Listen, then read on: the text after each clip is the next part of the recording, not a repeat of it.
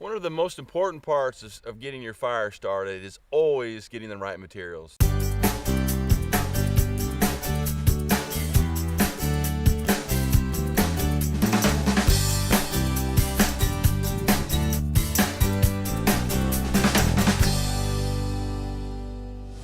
First thing you want to do is, once you got your fire site selected, you want to put some kind of a barrier down between the ground and where your fire is going to be. It's just like when you're sleeping. The ground is going to pull that heat and out of your fire, and then without heat and oxygen and fuel, your fire can't go. It's got to have all three of those things. So we've got to have a barrier. In this particular instance, we've used this nice flat piece of limestone. It's going to create a barrier between the ground and the fire. Second, what we've done is we've went around and we've gathered up a bunch of tinder here. This is what is actually going to take our spark.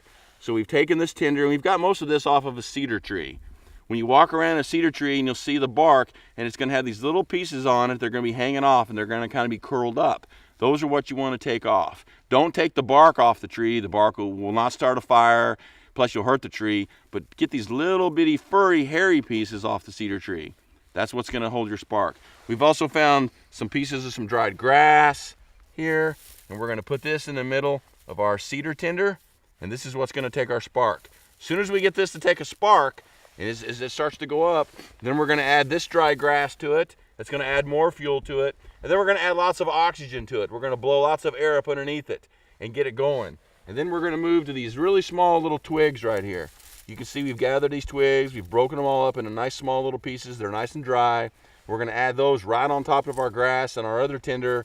And then we'll move up to some bigger twigs and throw those on there. Once those things all get started, then we'll have a fire. Then we can keep adding bigger pieces of fuel to it, bigger pieces of wood to it. We've taken our tinder that we've gathered off of our cedar tree, and we've put it nice, and we've got a nice little bird's nest. That's kind of what you want to think of as a nice little bird's nest. We've also gathered our dried grasses, which is going to go next. We've got our small twigs and our larger twigs. So now all we got to do is get a fire going. Okay. Yeah, that's true. Okay, so what we're doing here now is he's added a little spark to our dried grasses and our nest of cedar tree shavings.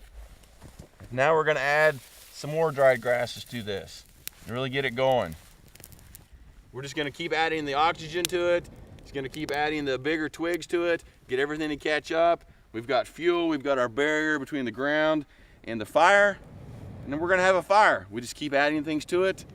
And it's that simple. It's not hard. Just take that extra few minutes, gather your tinder, gather your materials that you need. You're going to have a much better opportunity to get a fire going in the wilderness. So take that extra few minutes to gather all the materials that you need. It'll well pay off in the long run.